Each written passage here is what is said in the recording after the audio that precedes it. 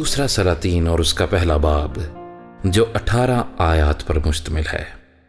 اور اخیب کے مرنے کے بعد موآب اسرائیل سے باغی ہو گیا، اور اخزیہ اس جھلملی دار کھڑکی میں سے جو سامریا میں اس کے بالا خانے میں تھی گر پڑا اور بیمار ہو گیا۔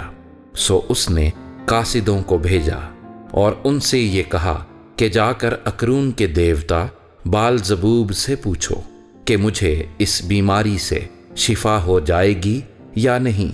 لیکن خداوند کے فرشتے نے ایلیا تشبی سے کہا، اٹھ اور شاہ سامریا کے قاصدوں سے ملنے کو جا اور ان سے کہہ، کیا اسرائیل میں خدا نہیں جو تم اکرون کے دیوتا بال زبوب سے پوچھنے چلے ہو؟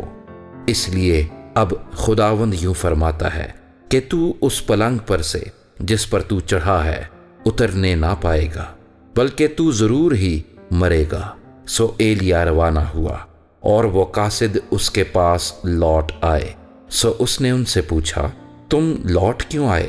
انہوں نے اس سے کہا، ایک شخص ہم سے ملنے کو آیا اور ہم سے کہنے لگا کہ اس بادشاہ کے پاس جس نے تم کو بھیجا ہے پھر جاؤ اور اس سے کہو، خداوند یوں فرماتا ہے، کیا اسرائیل میں کوئی خدا نہیں جو تو اکرون کے دیوتا بال زبوب سے پوچھنے کو بھیجتا ہے؟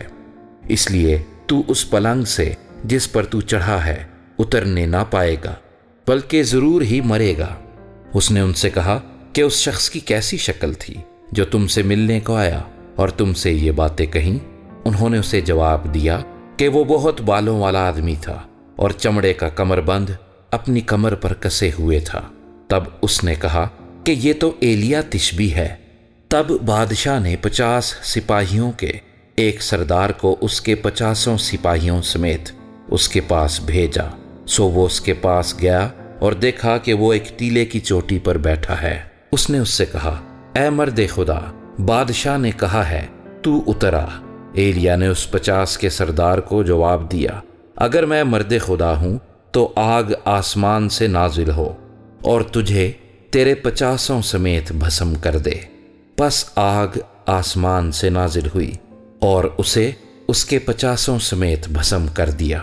پھر اس نے دوبارہ 50 سپاہیوں کے دوسرے سردار کو اس کے 50 سپاہیوں سمیت اس کے پاس بھیجا۔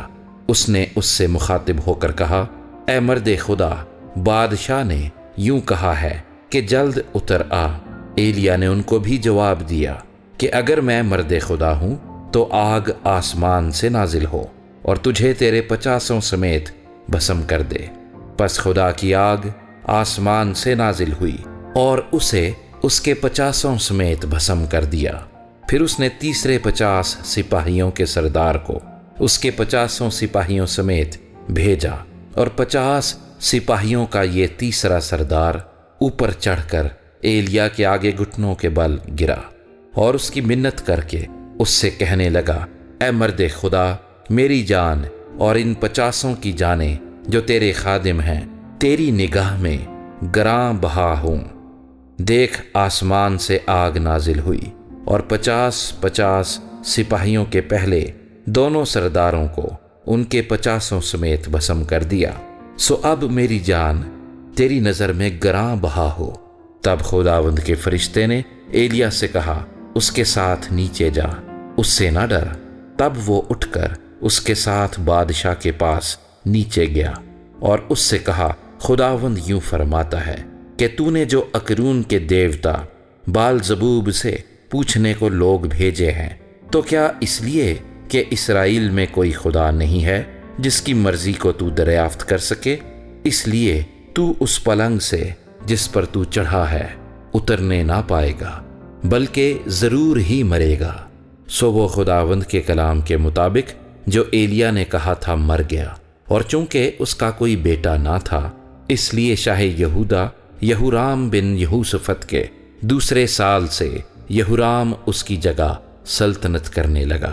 اور اخزیہ کے اور کام جو اس نے کیے، سو کیا وہ اسرائیل کے بادشاہوں کی تواریخ کی کتاب میں قلم بند نہیں؟